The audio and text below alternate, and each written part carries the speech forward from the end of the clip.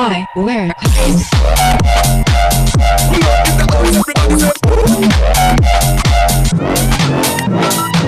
Come on.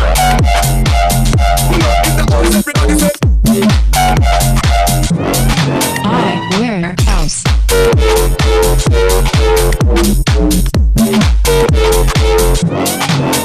House.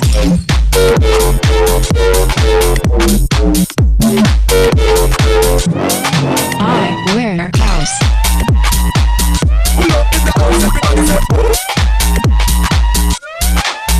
House. Come on.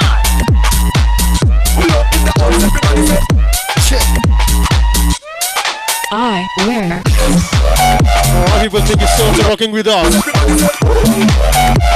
We're going to short panel. Like 5 minutes more.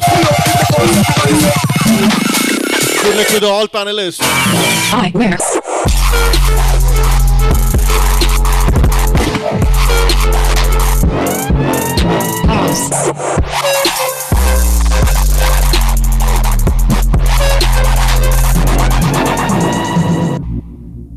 Thank you, DJ Logan. Thank you so much. Really appreciate you doing this for us once again. Well, signing off. Pull up in the house, everybody say. Great. Thank you once again. And hello there. Good morning, good afternoon, and good evening to all my friends and colleagues from the industry. Welcome to the MMA virtual panel. There's no playbook for this. And the topic today is about discussion about ideation, incubation, and acceleration. What I would like to do to begin with is to start by thanking all the people on the front line. They are the people that we are very grateful for and hope that they are taking care and being safe with whatever they. And there are not enough words that can actually accurately capture how brave and selfless these heroes are. This is when I say this and I speak on behalf of all of us, I thank the people. There's some echo. I'm maybe somebody put their mic on the panel. Try to please ask panelists to their mics muted. Okay, thank you. And the speaker, maybe speaking if you're speaker, maybe. And as I was saying, I would like to thank the frontline workers for the sacrifices they've made every day during.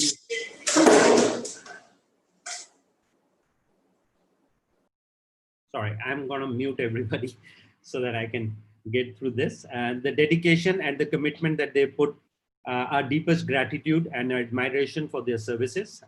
It is with their service and their commitment that we are being able to do what we are doing, and they're saving countless lives and making a lot of difference. So thank you to all of them. Before I get into the discussion today, I just wanted to quickly run a MMA video and give you an overview of what MMA is, and then we'll get started. Here you go.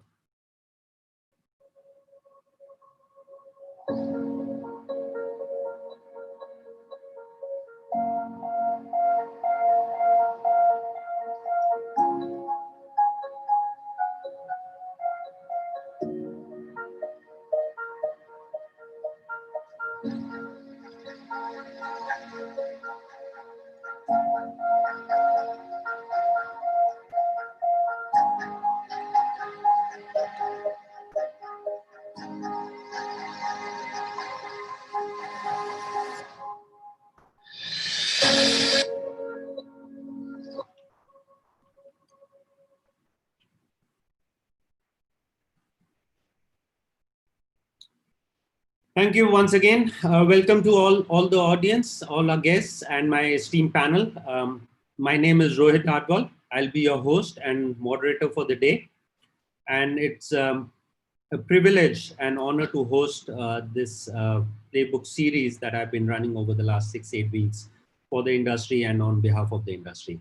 And today we have a very esteemed panel of speakers who I would like to introduce. But before I do that, a quick shout out to the social media. I know a lot of people, a lot of the audience would like to tweet some of the anecdotal information that they get. So you can scan that QR code that's on the center of the screen if you would like to subscribe to all our social media handles. It's a once-click login to all our social media so that you can track and listen to what all is happening on MMA. With that, MMA, a bit about MMA, couple of minutes. We are a not-for-profit association established out of New York. We are a 800 plus member organization, and we span across all the continents. We are a neutral body, which basically means we cater to marketeers, publishers, technology providers, device manufacturers, everybody. And our key focus is to really help the marketeers understand how to do marketing and advertising for the future. The 4 pillars that we work towards is in cultivating inspiration, which basically means using best practices and case studies to understand and help others learn. building capability for success, which is around organization structures, nuts and bolts of an organization. We believe the organization of the future is going to be very different, that we all need to work through that. And our motto is shape the future. So we are trying to work to help build that as part of our programs. Like any other industry body, demonstrating impact, measurement and impact, we have scientifically and irrefutably been able to establish the ROI of $1 spent on mobile compared to every other media through some of our programs, and obviously advocacy. We get a lot of value to our members and to the people within the membership, and it's a holistic view of what we are able to provide for the industry. I'm not walking you guys through this. The slides are available, and I would also request you to log on to MMA Global. The times that we are in, these are trying times, and as an industry leader and as an industry custodian, we've also done our bit to actually build a marketeer support hub so that we can share what all are the best practices, what's happening. We are in it together under the hashtag, and opened up a platform for everybody, including our members and non-members, to come and share what will be the future and how we can come out of it. As is the theme of playbook, there is no playbook for this. It is a positive thematic that we want to build, and we are all looking forward to thriving in the future as we move forward. Two quick programs that I want to call out for people to participate. The MMA Ideathon, these are basically business challenges or marketing challenges which are solved by technology. So we've opened it up as an hackathon across Asia Pacific. It's going to get started on the 4th of July. We expect about 100, 150 developer teams working on 8 to 10 business or marketing problems. If you have any such challenges that you would like to participate, or if you have your dev teams who would like to participate, please do feel free to engage with us. Also, we've pivoted during these times. We've launched an online certification program, the first batch of which was executed last week, and the next batch is in July. Encourage you all to sign up. And last but not the least is the attribution fraud assessment tool that we've launched. The industry is going through an upheaval of fraud, estimated $40 billion, which is 15% of all digital ad spend, is actually under fraud right now. So we've tried to put together a tool so that people and companies can understand what their capabilities are, and they can relate to that and then start working towards what can they do for the future. Some of the other upcoming webinars, which you can sign up for on MMA Global /webinars. There's a lot that is lined up. We've done close to about 40 such panel and webinar discussions in the last 70 days. And we continue to do that as we believe it is important for the industry to learn. And this is the only medium right now that we can use. You, as always, encourage everybody to engage with us. The Q&A on the control panel, please do subscribe to that and send in your questions. The only request is do give in your name and your company so that the panelists who are joining us have the context of the question that you are answering. So without further ado, now let me take this opportunity to introduce the panelists. So we have 4 panelists with us today. Our first panelist that I would like to introduce is Preeti Bajaj. She is the CEO of a tech startup called Clip Solar, based out of Australia. She used to be the VP of Strategy and Commercial Operations for Schneider Electric Ventures, where she proposed a plan to actually become an output out of that business and start her own company and look after the business that she's building, which she hopes is going to be the most customizable energy management platform going forward. Preeti loves boxing and is known for breaking out into a song in the office to keep the work-life balance. Preeti, can we have a couple of lines from you so that we know that how you break out into a song now? This is my fight song, take back my life song, I'm gonna prove myself right song. Thank you so much. Welcome to the panel. Appreciate you taking the time. With that, I'll move across to Burzin Malik, also known as the Ideas Man. He's the brand and communication and event strategy head for Red Hat in Asia Pacific. In his spare time or all his time, he actually likes to share his ideas with everyone and anyone who's willing to lend him an ear, and interacts with management graduates and aspiring marketeers to understand some of those ideas, and helps to build brands and implement some of his strategies and thoughts across that. Welcome to the show, Susan. Thanks, Rohit. Thank you. With that, let me go all the way across to US. We have two of our guests for whom it's the middle of the night. So we want to keep them awake. So I'm letting them be at the back end of this show to be able to provide us some very valuable nuggets. I'll start with Linda. Linda Yates is the CEO and founder of Mac49 and has grown up in this community in the Silicon Valley with a lot of her friends around there.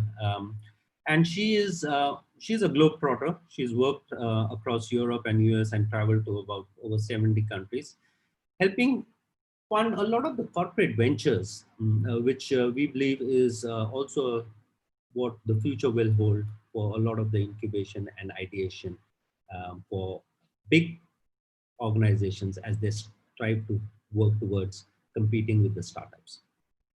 She also has built the greenest home in America, as I've understood. It's called Tamala. I'll share the URL with everybody on the chat later.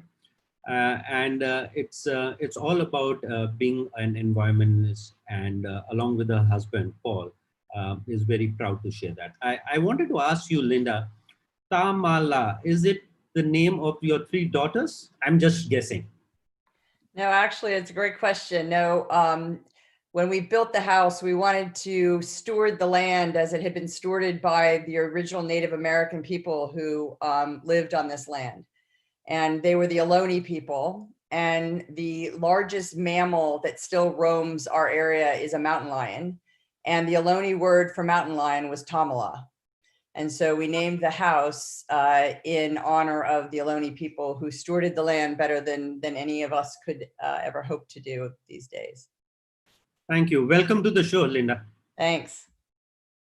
And that brings us to Tim. Tim Dyson, he's the CEO of Next 15. He has a collection of specialist businesses that he runs and aspires to continue doing that to provide change using technology to drive marketing, as he says. And he's lived in Tanzania and also lived in US and now in UK. He's a father of three, too, like Linda, and is a runner and occasional artist and loves good design like most of us. Thank you and welcome to the show, Tim. You're very welcome. I think you're just going to be glad that I'm not going to sing at this point. But yeah, glad to be here. Thank you. Thank you. So just to kick off the discussion, I wanted to start with a quote that I always do on my sessions. And this quote is on the screen. The value of an idea lies in using of it, was something that Thomas Edison said. And let me start with you, Tim. What is it that we've learned of all these ideas that have come to us during such downturns or in the good times? And how do we get out of it? Based on this ideology that Edison said, it's all in execution. It's all in learning and doing it. So what, if you can get us started, what is it that we've learned out of such downturns and how do we build from it? It's a great question. I mean, I think I'm often sort of in the mind of thinking that we never seem to learn from these things. But interestingly, back in 2007, the New York Times wrote an article, a brief article about pre-mortems. And I had no clue what those were. I knew what a post-mortem was. And pre-mortems are a concept that is in fact now used by NASA very frequently. And it was used primarily because of the failure of Apollo 13. When Apollo 13 went through all of its trials and tribulations and later became a great movie with Tom Hanks in it, they managed to get that thing back from outer space with technology that today we would find remarkable. But when they did get it back, they did a post-mortem and they realized that pretty much everything that went wrong on that mission, they could have predicted. They knew all of the things that were likely to break, that were likely to fail. And the same is really true about any financial crisis or any kind of change in the economy that we go through. You can usually predict it. If you sit there and spend enough time thinking about what could go wrong, chances are you can guess what those things are. And yet, remarkably, as businesses, we tend not to plan for that. We tend to kind of just carry on assuming that the sun is going to stay out and that there aren't going to be any clouds and there's not going to be any storms. And yet, in truth, we always know that there will be. So I think, a little bit of planning is one thing, but I think also trying to imagine what the world is going to be like afterwards and being ready for that is what is really crucial. I think we spend a tremendous amount of the time at the beginning of all of this sort of getting our businesses into the shape to basically be prepared for what was about to be happening to them, because that wasn't really that hard to predict. The challenging part was to then try and figure out what's going to happen later. And I think a lot of businesses, especially in marketing, go into a mode which is a very defensive mode, and that's perfectly natural. But the challenge is to try and figure out what's going to happen next. And I think, if there's one thing that we can learn, it's really that is probably the most important part of the whole process. So Linda, if it is learning of whatever the prediction or whatever we can predict and going forward, whatever we've learned from the past, in an environment, in a business environment where you, from ideation to execution and then the whole idea about doing it yourself, where does the buck stop and where does it start and stop? Is it really the onus of the C-level executive, or is it everybody in between who has to be a contributor to that discussion? Well, I think everybody has to contribute to the discussion. However, the C-suite does have to own it, right? Because one of the things is that we truly believe, if you think about it, every company has ideas, talent, brand, channels, customers. They 100% have the opportunity to disrupt themselves from the inside out and to drive meaningful growth. But there's also a lot of orthodoxies, antibodies, and inertia that get in the way. There's a lot of friction. And the only way to be able to unleash those internal entrepreneurs and the capabilities and the assets and the channels that you have is for the C-suite to be leaning in. They have to be the ones who can remove the friction. They have to be the ones who have to start to anticipate what the from to shifts might be that will enable their new ventures, new businesses, innovation, new ideas to reach escape velocity. And without that, you may have all the entrepreneurs in the world, but if you don't unleash them, you don't remove that friction, then it will just be buried inside the organization. Now, what we fundamentally believe is that there's actually 3 types of people inside every organization. You have those internal entrepreneurs, those idea generators who are really comfortable with talking to customers, understanding customer pain, really, being able to work from the future backwards, deal with the messiness of times like now. These are the perfect people to be unleashing in this moment. As Warren Buffett said, be bold when others are fearful. Mark Andreessen just famously wrote an open letter to the world, which if you haven't read it, I would share with all of your members, saying it's time to build. So those entrepreneurs are there. You just have to find them in the organization. Ultimately, those people will pass off whatever they're creating to what we call kind of the growth geniuses, those people who may not be comfortable with the messiness of that early ideation and that early incubation of any new ideas or ventures or businesses or services or what you might be working on. But they're the people who can actually scale it. They can grow it 15, 20, 30% a year. They're the people who can put the systems and processes in place that enable that growth to happen. And then ultimately, they're going to pass it off to the people who right now are running the core and legacy business. Those are the people who basically are really good. They're the operating experts, right? They're the efficiency folks who can basically help drive operational efficiency of legacy businesses out for a long time that enables us to spin off cash to then fund new ideas. So it really takes everyone in the organization to build the growth engine of the future, which is your organization. But what we tell people, literally everyone we work with, is it really, you have to have C-suite support. Otherwise, the friction just will take the energy out of it.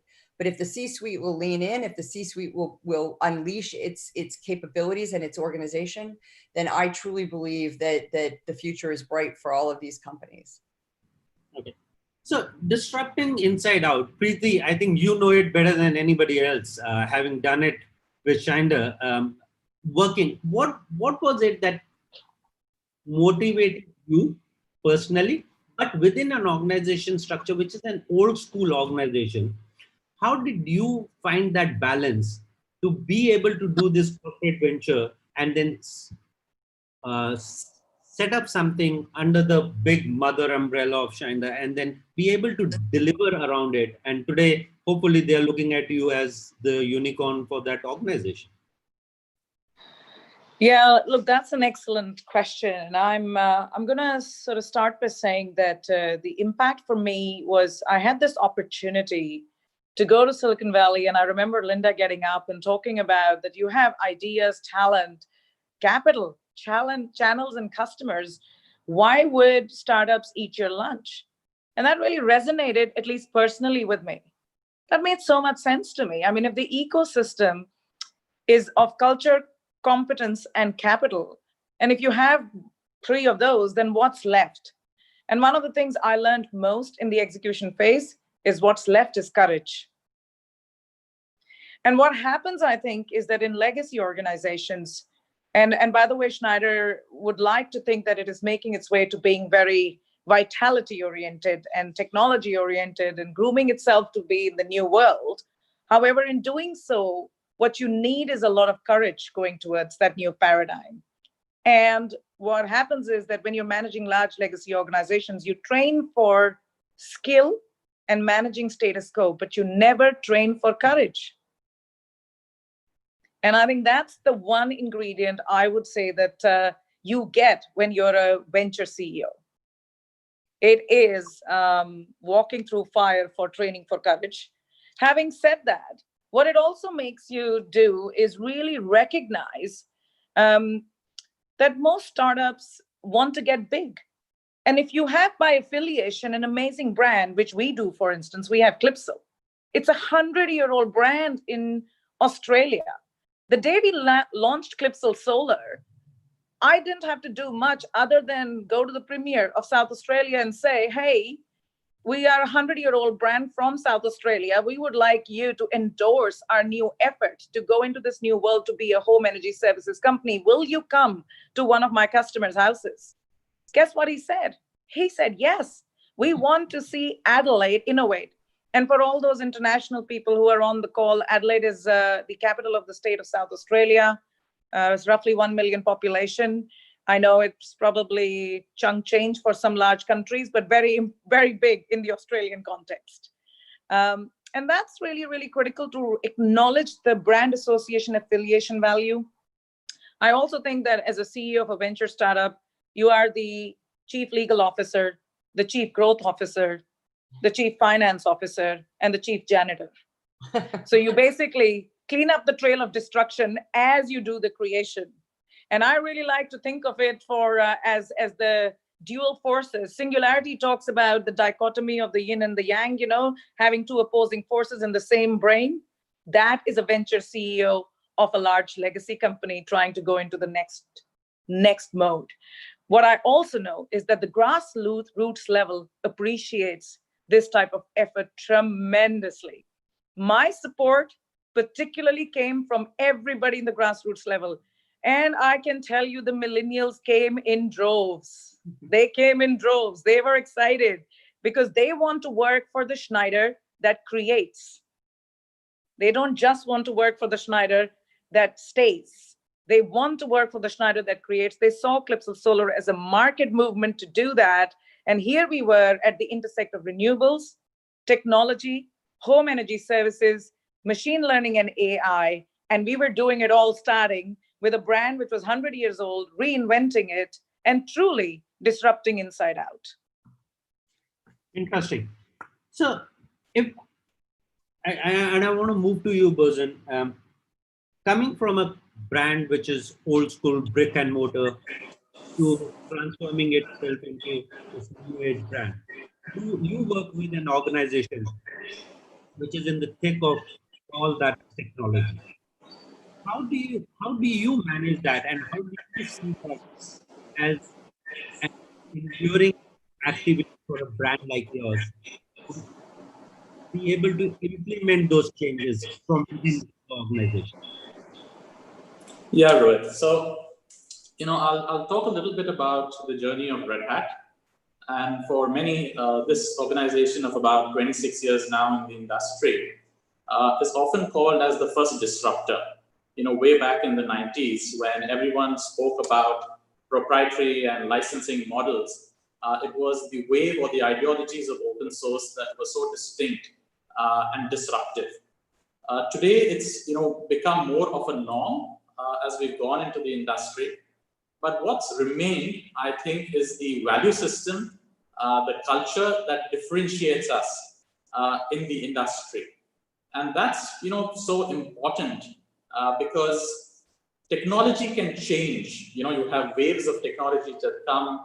There are paradigm shifts. There are pandemics as we are going through, which cause disruption and give opportunity to new organizations. But I think the essence of living by the values of why you started, the intent, is what really makes us different as an organization, or any organization that holds on to its true values in times of disruption.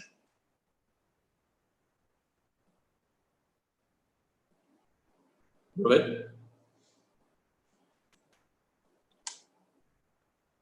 Sorry, I was on mute. So when you say sense of disruption, where does that leave you as a person who manages the strategy and the brand? How does that translate into every activity that you guys do?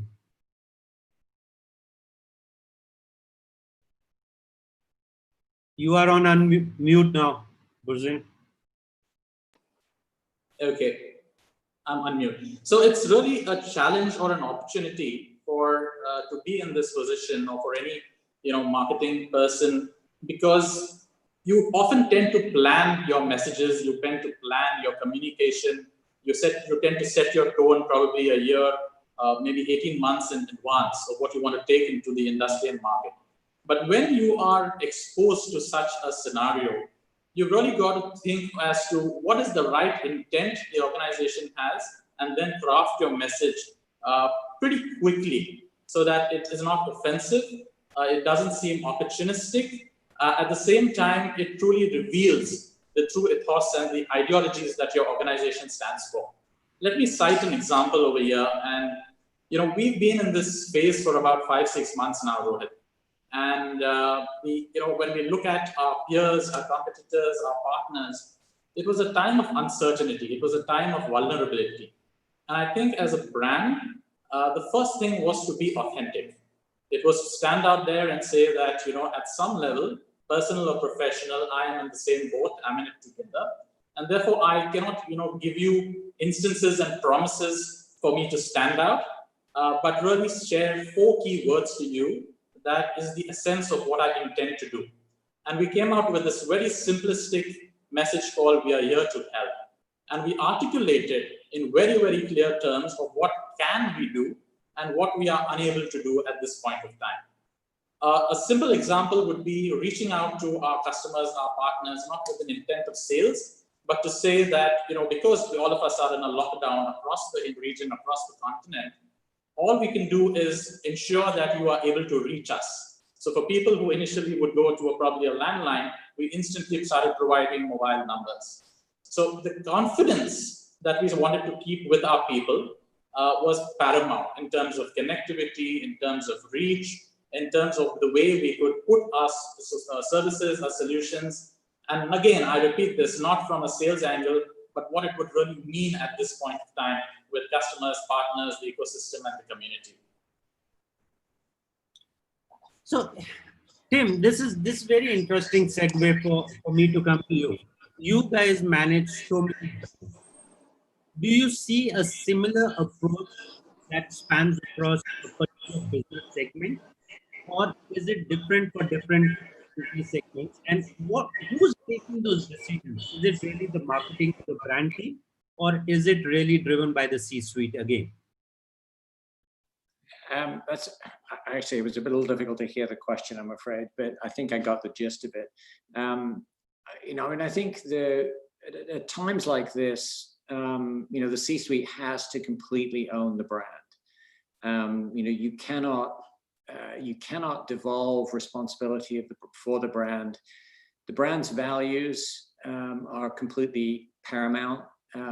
Customers are increasingly drawn towards brands that they trust, especially at times like this. It's very, very easy to erode trust, very easy to struggle. In fact, an interesting example of that probably would be Amazon, a business that profited pretty massively from the downturn in the initial phase, but then really quite quickly saw that the backlash around some of the ways that they were perceived to be treating employees and potentially benefiting from the whole thing kind of really caught up with them quite quickly, and they had to move extraordinarily quickly to try and make sure that they weren't seen as simply making money out of a crisis.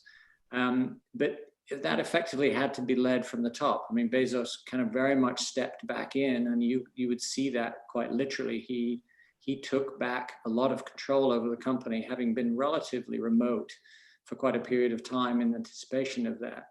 And I think that's really the right way to behave in a situation like this, which is that actually, brands need leadership through difficult times, and they need the leaders to be very visible, and they need them to be very clear about what they stand for and to own the key messages, if you like.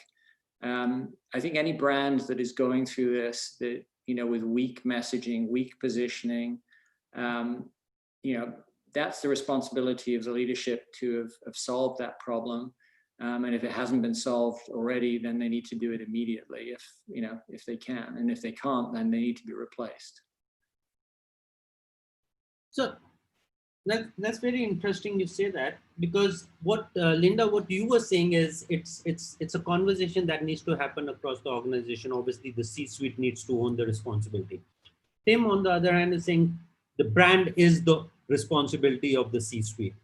Now, if the brand is the responsibility, as is the P&L, and Preeti will vouch for that, where is the distinction between ownership and responsibility?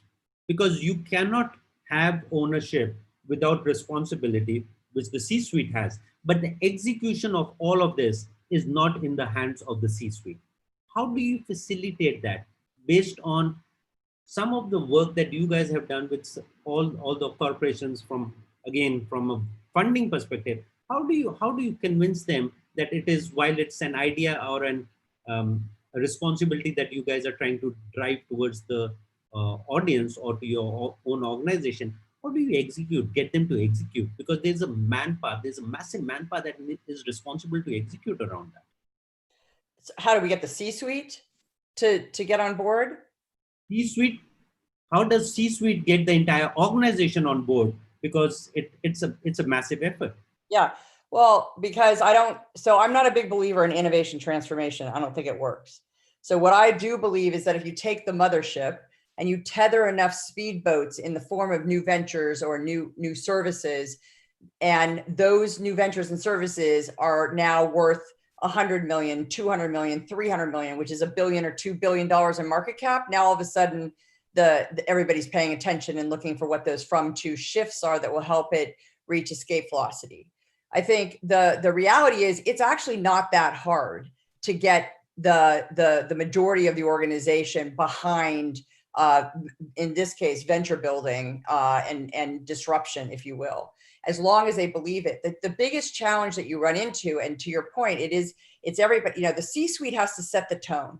They have to basically say, we believe, and oh, by the way, that they're not greenwashing or, kind of innovation, they're basically they'll talk the walk, but they won't walk the talk, right? There's a lot of that's gone on. Frankly, a lot of companies got caught completely unprepared because they spent all their time kind of doing jazz hands around, digital transformation. Oh, we're going for it. We're doing this, we're doing that. And they were absolutely unprepared when COVID hit. And now what we're seeing is many companies kind of leaning in and realizing, yeah, that they are sitting on a burning platform and they actually do have a sense of urgency. Once the C-suite, and again, what you have to basically do is you have to make sure that things are aligned. So, if there's a whole bunch of politics, you've got to get rid of that. If you have metrics that are completely disincentivize people from actually doing innovation or taking chances or potentially failing, which by the way, is about the greatest growth gift you could give to any organization or any individual to be able to do that. Then, if they're not willing to kind of make those shifts, then it's hard for people to believe that they're actually, behind this, right? So I think for us, the way that we think about this is, look, the way you align the organization is you basically focus outward, not inward. Too many people, when you hear them about what they want to do, it's about the pain they're solving for their own company. It's not about the pain they're solving for the customer. And so for us, where we find the easiest way to get people aligned from the C-suite all the way to the front line is to focus on the external customer. When we look at what we do so well in Silicon Valley, there's three fundamental things. Number one, we understand customer pain. No one in the world knew they wanted a microwave oven, a minivan, or a DVR. But what they knew is that they weren't getting home in time to watch their favorite meal. They didn't have time to watch their favorite show. They didn't have time to cook a healthy meal. And they were having to cart an ever increasing number of kids, dogs, and sporting equipment to myriad places. They can tell you their pain. Pretty can tell you in spades the pain of her customer base when she was out interviewing them. Then so surveys, and you can't just do surveys. Surveys are statistically significant and strategically irrelevant because all you've done is outsource your visceral understanding and empathy for the customer to someone else. But once you understand customer pain and you're all focused externally, then customer insights become the currency of credibility and everything else is uninformed opinion. So once you understand that, then you can marry it with the art of the possible. What are the trends and the technology that you can leverage to basically solve that pain? Uber doesn't exist unless you have real-time payments, mobile phones, GPS, et cetera, right? So understanding that pain, marrying it with the art of the possible, and then placing a series of small bets. The thing that the C-suite needs to have confidence in is that you're not going to just throw tons and tons of money at an idea before you actually have proved it out. And so the idea of placing small bets in Silicon Valley, we look at funding like an onion, and every layer of onion is a layer of risk. Could be market risk, which everybody on this call should understand, technical risk, financial risk, and in the case of a large company, governance risk. You either love it to death or you starve it of oxygen.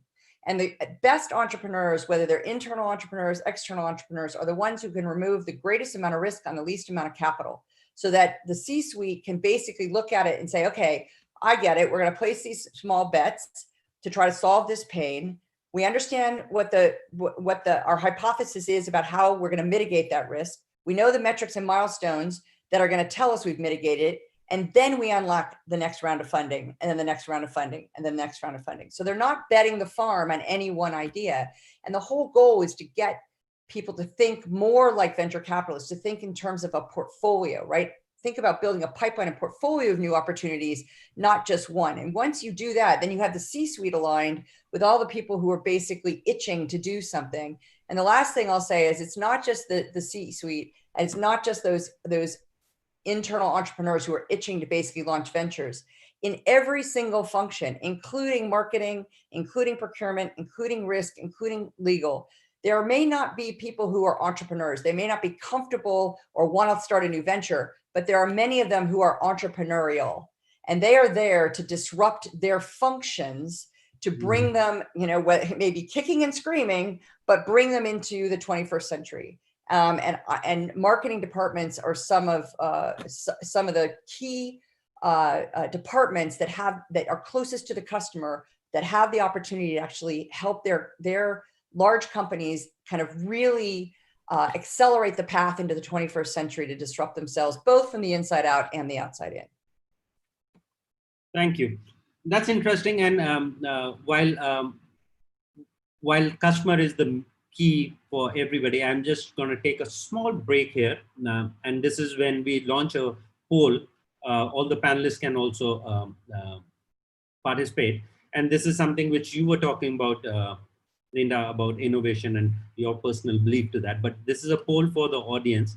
What most drives innovation in your view? A workplace that encourages collaboration, alignment about the organization's core values, proactive sharing of best practices, transparency of information, or senior leadership that walks the talk. So while audience is participating in this, we'll leave it here for 30 seconds. What I wanted to do is the team has actually just come up with this quote, and this is in line with what you said, team. Focusing on the customer makes a company more resilient, Jeff Bezos. And this was the same thing which I think you were alluding to, which they kind of forgot in the last 6 weeks, where there was a backlash that you cannot afford to maximize adversity like this. And to Linda's point, I wanted to take this discussion to Preeti. If customer is that important and building a brand based on the customer needs, when you were building Clip solar business for Schneider, what was it that was the pain point to begin with? Linda said it is the pain point that drives the business. They were a 100-year-old business. What did you find was the pain point? So that's interesting. I think one of the approaches we took, and this is really key when you start to speak to customers, is we did these open-ended sessions about what was actually causing pain to them. And it turned out that the rising cost of electricity, which by the way, in Adelaide in South Australia is the highest retail price of electricity in the world at that time when we were interviewing. It still is. So, the average homeowner who's earning something like maybe a median income of 48 to 50,000 Australian dollars, has 2 kids, has a mortgage, when their bills rise by 40%, that really hurts. That really hurts. And the thing is, we all think, before I'd actually gone to Silicon Valley, I had this grand idea. I still remember we were going to build an all-in-one battery solution. We were going to pull it into our wholesale channel. It was going to be labeled Clipsal and we were going to be gangbusters. That was the plan and it was all done. And who needed this incubation? I'm trained executive. What's the problem? And Linda said to me, okay, we're not going to do anything and we're not going to do budgeting. We're going to speak to customers. And I said, are you kidding me? What are we going to report in 6 weeks' time? What are we going to tell the executives? And she's like, we're going to tell them about customer pain. I said, you're going to get me sacked. That's what's going to happen. I'm going to be in pain, and it was really, really fascinating. The more we spoke to customers, and we spoke every day, 250 plus homeowners came out in droves, and they spoke with serious authenticity. And they said, hey, I am really confused about how electricity bills are structured. I don't understand it. And I wish there was a trusted company that actually explained it to me simply and then could help me save money on electricity. And I could do that using solar and maybe data if it was affordable and if I understood it and if there was assurance around it. And we distilled this out actually over a period of good 8 weeks of serious time zone craziness and speaking to customers. And it really flipped us. People don't know the solution, right? They actually tell you, I can't afford to pay my bill. Then they tell you what delights them as a resolution. And we use the Ideation scenario development technique, which is one of my favorite parts of Disrupting Inside Out, where you actually do the context, resolution, the tension, and then the customer delight piece. It really, you put that bit up in front of the customer, they start going, oh, yes, that's right. That's what I need. I need to treat this as a financial investment. And here's the revelation. Everybody thought going to solar or sensing your consumption and working out what are your appliances cost is all about being green. Well, it turned out it's a financial product in Australia. It's all about saving money and being effective with your renewable investment in the home. And of course, what do we have to prove for it? 23% of our single detached dwellings in this country, which is 2 million plus homes today, have rooftop solar with data sensing potentially attached to it. Wow. Clipsal Solar alone sucks in 2 million plus data points every day across the board. Oh, interesting. Across the board. And people today check their financial app and they check their energy savings app. I call it the neo energy movement, like the neo banking movement. We are the tools which are going to help you proactively save before you spend, not actually help you how to spend with your product, with our products. We are the ones who are customer centric. So it's a little bit of a shift from where things were. And you really tip that and you bring that back. And I just want to say this, when I brought that idea back and we brought to a business plan, I think there were many of our new venture board members who were very supportive, but there were a lot of people who were saying, you guys have gone crazy. This is never going to work. What are you talking about? Didn't we build equipment?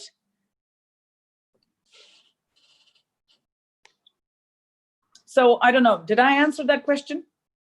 You did. It's the customer and customer's pain point, and I think that's really important. But let me share the results of this poll that we did.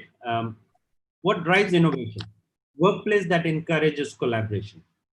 No better place than Red Hat to help get some perspective on that. Open source. Open source is nothing but collaboration. Is that truly something that you guys are based fundamentally, Red Hat as an organization, or the ethos of the organization is based on? And how does that drive into the future? Because there is more and more technology involved. Preeti just alluded to something which was totally non-technology based product, which is now hopefully the product of the future. Rohit, yeah. I think what's been said, and for people who followed the story of open source over the decades, it truly comes back to the origin of open source. It derives its genesis is about community. It derives. Red Hat or any open source company doesn't have an IP, right? It's all about the community. It's all about collaboration. It's source that is put together by people who are not bound by badge or a brand or an office or four walls. Now, the way we operate in the market is with everyone, right? So whether it's the ecosystem of OEMs and system integrators, anyone can work and is compatible with the open source way. Now, what that does is it kind of, breaks those, what we call as vendor jails, where, you are stuck to a certain brand, stuck to a certain technology. You said vendor jails. Yes. Right? What that means? Yeah, usually in the line of technology, once you are on a particular platform, you tend to be hooked onto it or probably locked into that particular platform, right? And as you move, you go from one version to another version, you're locked into it. It's almost like, I can't get out. If I'm hooked on to, let's say, an iOS, I will keep moving with the iOS. If I'm hooked on to, let's say, a Unix platform, I keep moving with the Unix platform, and so on and so forth. Several examples on the consumer side as well. In an open source environment, you really don't have that lock-in, right? So the code, the source, everything is back to you, to your partners, to your customers, and you have the flexibility to work on it, right? Now, having said that, what differentiates organizations like ours is the culture. The culture, which is not how we, carry ourselves to our customers, our partners, but the whole culture of innovating within the organization, where every individual has, a platform to share his ideas, agree, disagree. And I kind of relate to that quote or the poll that you just brought up, which talks that more than 50% of them today look at teamwork and collaboration. It's so true. We've been living that journey for the last 25, 26 years. And today it's probably been the biggest differentiator in terms of how we are perceived in the market, how customers view us, partners view us, but how associates and employees within Red Hat view ourselves. So that's really one of our secret sauce, which is culture, collaboration, and partnerships. Okay, quickly, a few short questions before I get into the audience questions. A few questions. So again, to the audience, this is the time when you can start asking. We already have about a few questions. You can start asking other questions. Please mention your name. and your designation or your company name so that we get the context. Quick responses. Tim, to start with, managing a business which is marketing oriented but technologically driven. How do you find the right balance between all your organizations? That's a great question. I think the truth is that actually most marketing organizations tend not to focus on technology and data. So if anything, actually the challenge is more to lean in on that area. I've had to do an awful lot of work to convince people that technology and data do not kill creativity. I think there's a lot of belief in marketing organizations that the big idea is what everybody should be orienting around. And that technology and data are actually the enemy of that. And in fact, I believe it's quite the opposite, that actually technology and data can enable creative in a whole new way.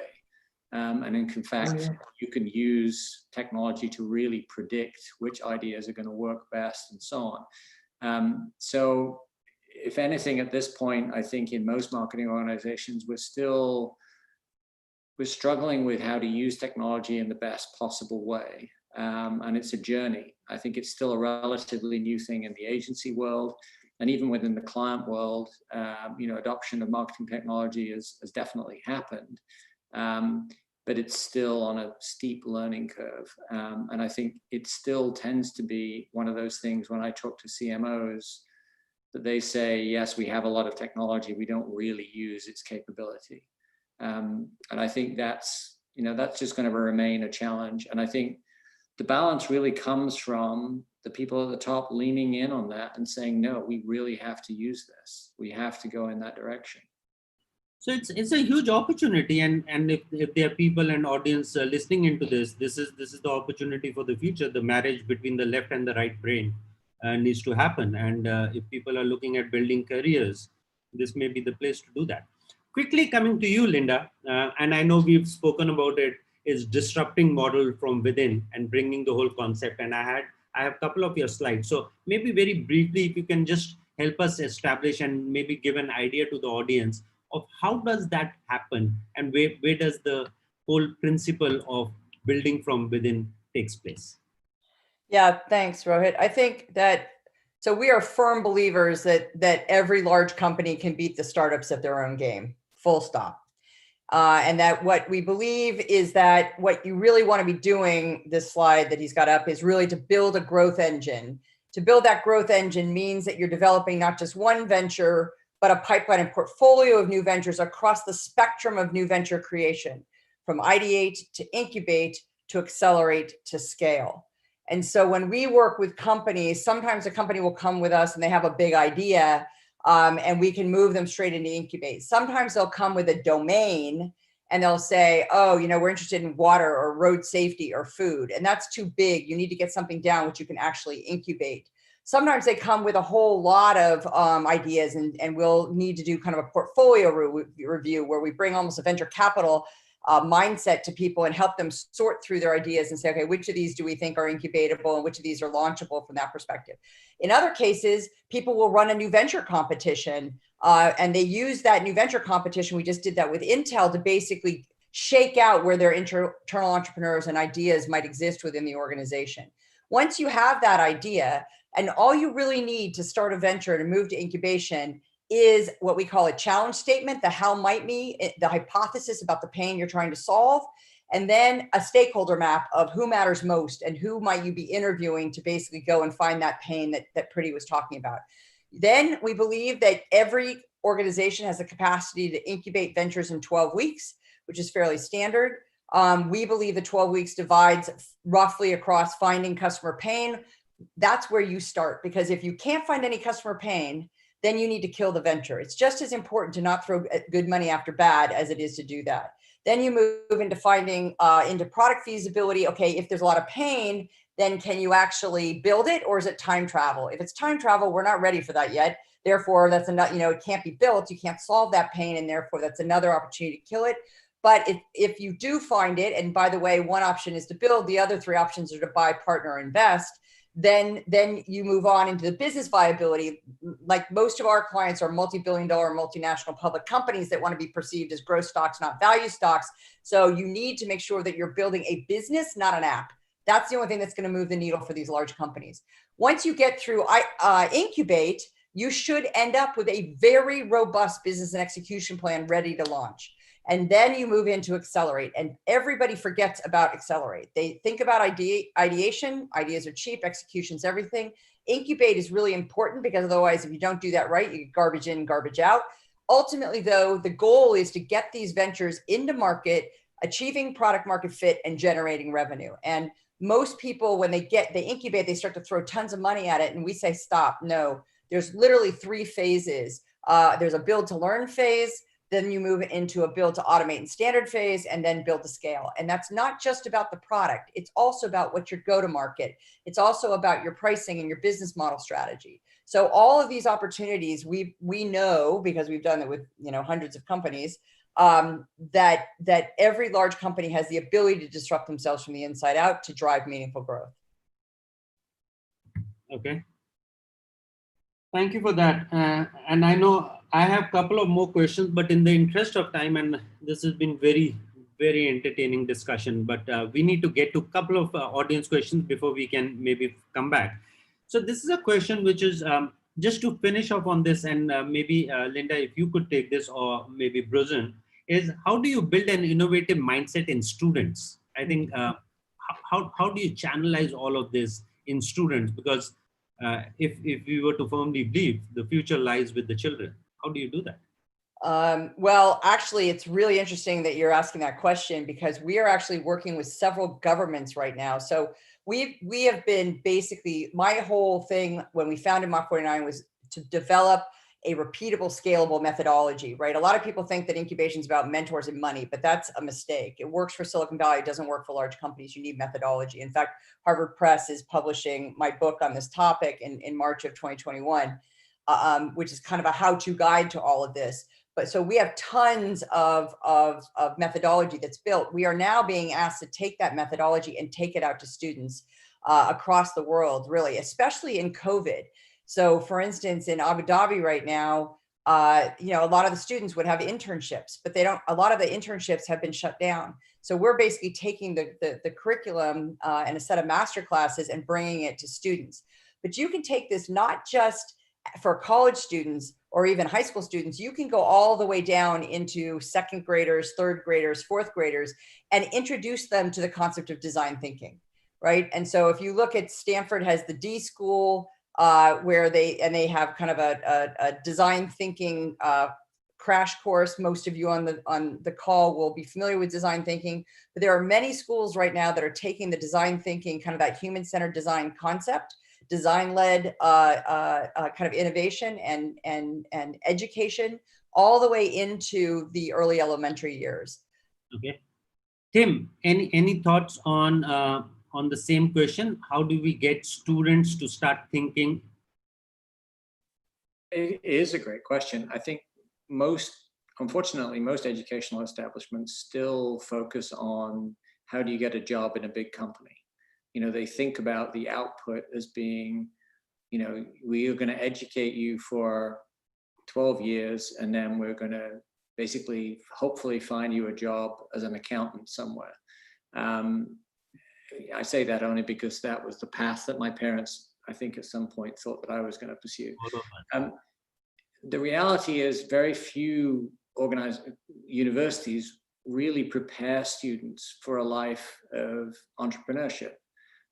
There are some American universities are getting really quite forward thinking in this area, and I'm sure there are plenty in Asia and in Europe too. But for the most part, the path is still assumed that you will just go to a large company, work for a certain number of years, and then God forbid you will leave and start your own company.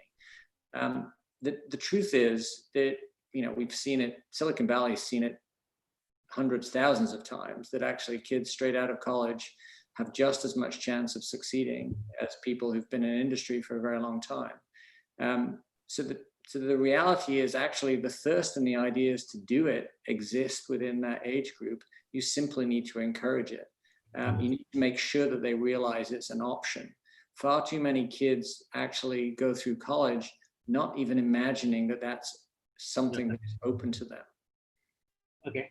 Moving on, and maybe if we can keep the answers a little bit shorter, Bruzen, I'll come to you. What's the role of marketing in the incubated projects? If they are incubated projects, maybe Preeti and Bruzen, if you could lend your viewpoint. I know, Preeti, you had shared with me a slide also on this. What's the role of marketing? I think, so I want to take a moment to define marketing first up. So to me, it's definitely not advertising, and it's definitely not marketing communication. So if we can put that to the side, I think marketing is about understanding your segment, your customer, and then ultimately working out what's right for them. So if you take that view, it's a very central role. And to the discussion we were having the other day, Rohit, I will say that marketing should take the seat during incubation as chief growth officers. I think Tim would agree with me if I said that. Marketing too many times is like the data reporting function as opposed to the market making function. It's time post COVID-19. I would say the call to action for every marketeer, if there are any on this call, and any venture builder, if they're thinking about it, is to actually think about marketing in a renewed way, and which is, it's about markets. It is not about the message only, it's about the market. Then it's about the motion towards that market. And then it's about the message, which is about your proposition. Just to add to that, this is another question from Volga, and this question is about from a pharmaceutical company. They were set up as a digital unit, as a revenue generation business, then moved into a cost generation, and now sticks to cost generation. And I think it builds on the same thing. If it is a business that can generate a value which is not just revenue related, it is growth specific. Maybe Bruzen, if you could add to the point that Preeti was making, how do you differentiate and how do you internalize this with the C-suite to make sure that there's a distinction between unit, which is cost and revenue only, but also growth? You are on mute. Okay. I think you are still on mute, Bruzen. Rohit, I'm back. Okay, so I'll probably pick up a flavor from where Preeti left out. And I think, the role of marketing, and I'll come to this question is very briefly, it's to find ways to get the message out to the right audience. All right, so traditional marketing, or whether it's advertising or broadcasting, the tactics, the mediums, I think the essence still holds true, irrespective of which era or what situation you are. Where do you want to get the right message at the right time? And I think that does not change, irrespective if you are a startup or a large organization. And that's just in flavor to where Preeti left off. Coming back to how organizations view in terms of a cost center or a revenue generator, I think that's really the design of how they, what they thought they would put in place. So if things have changed, and then the strategies have changed, and the intent has changed, I think it comes back to the C-suite to be very clear in their articulation of what's the future of that little division in the medium to long-term basis. I'm not sure if I've answered that very correctly, but I think it's really about sharing the intent of what you want to do with that little unit, from moving it from a profit center or a revenue center to a cost center.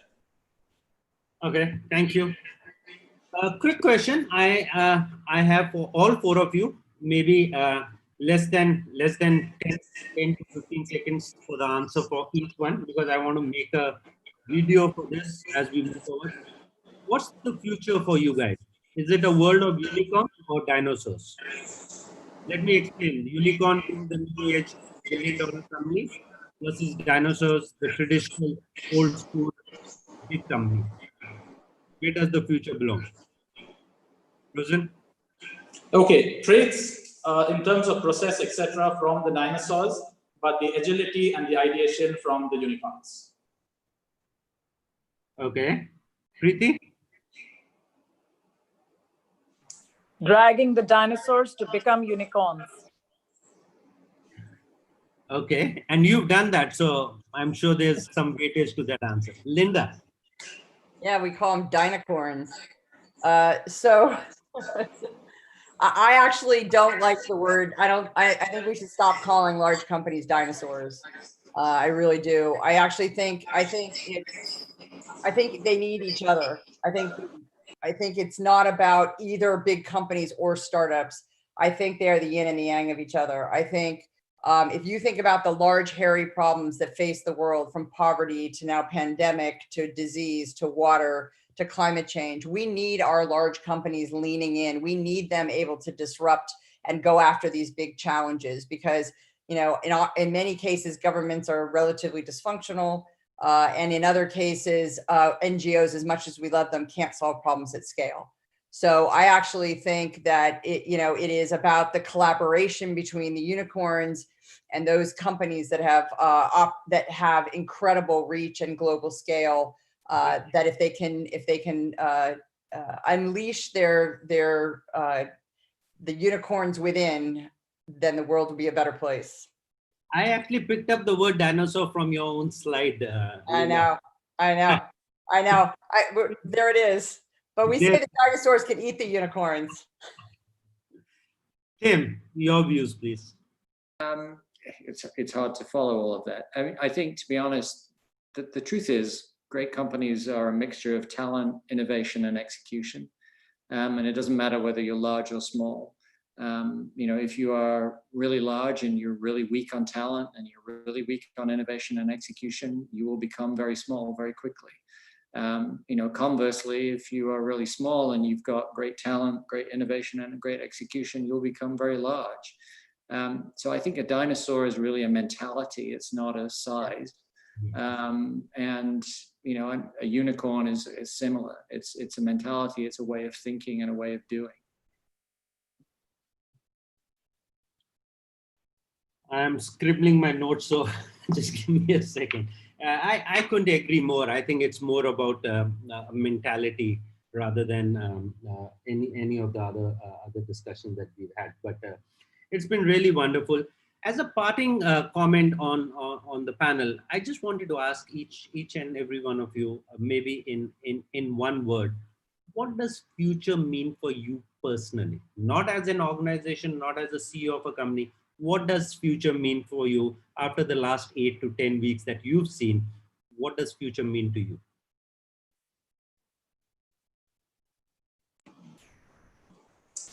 My one word would be family. Family. Okay. Linda? Humanity. Humanity. Preeti? Contribution. Contribution. And Bruzen? Content. Sorry? To be contented. Content. Great. Thank you so much. Really appreciate you guys making the time for doing this webinar. I'll try and summarize quickly for the audience some of the key points that you guys have made during the webinar. And I think I'll start with which is the most important. I think it's all about the mentality. It's how you look at the world, how you drive the world, either to the 4 points that the 4 words that our panelists, like I said, family, humanity, contribution, or content. It is really about where you look at it. And the purpose of this webinar series, there's no playbook for this, is to look forward. It's to help shape the future. We know we will all strive with problems and challenges from time to time. We all need to make sure that we come out on the right side and then thrive in the world. And to thrive in the world, we need to definitely be disruptive in our mindset. If we cannot be disrupted, we cannot initiate the big ideas out of that. It is going to be more challenging as we move forward. The pace at which the industry, the ecosystem, and the world is moving is far, far greater than what we have all been used to. And it will change even more, much better pace or much accelerated pace than what we've seen. So there are ideas. Ideas do not matter if there is no execution and talent behind it. And therefore, it is very important to segregate, if you will, if I can take some of the key learnings all my esteemed panelists have shared, is if you can take the learnings from big companies with processes and the new ideas of young talent and maybe the exuberance of youth, and kind of marry the two to be able to fund it. And then, God bless you, Linda, to fund it and to actually try and drive towards a future which we believe is going to be a mix of both of them. It is not either or. The world does not exist like in an either or scenario. It's not a black and white world. It is always a combination, and we need to strive towards that. Thank you once again for your time. I really appreciate, and thank you to the audience for taking their time to participate with us on this Friday evening. I wish everybody a very, very good weekend, and look forward to seeing you guys the next week. Thank you so much. Thank you, Tim, Linda, Preeti, and Bruce. Thank you. Thanks, Rohit. Thank you, Rohit. Good Thank day, you. everybody. Do remember to join us next week. Our next week's discussion is about customer experiences and communication. It again happens as is always on Friday at 3 o'clock Singapore time. We have again an esteemed panel for that. And please do engage with us across all our services that we have, and from our newsletters to our social media, to keep engaging with MMA. Thank you so much once again, and I'll ask DJ Logan to take us through to the end. Thank you.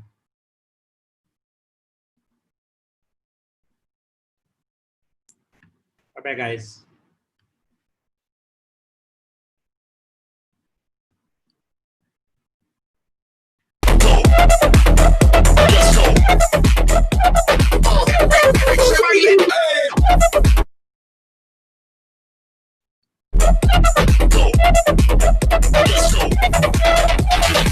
Vacilar la noche.